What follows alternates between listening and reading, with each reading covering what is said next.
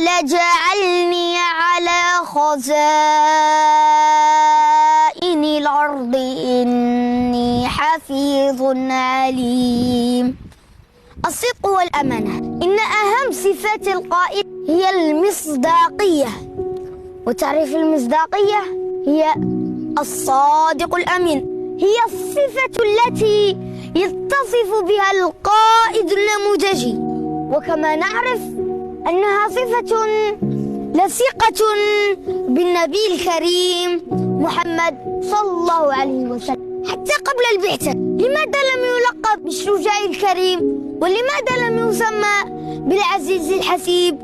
لأن الناس تحب القائد الذي فيه المصداقية.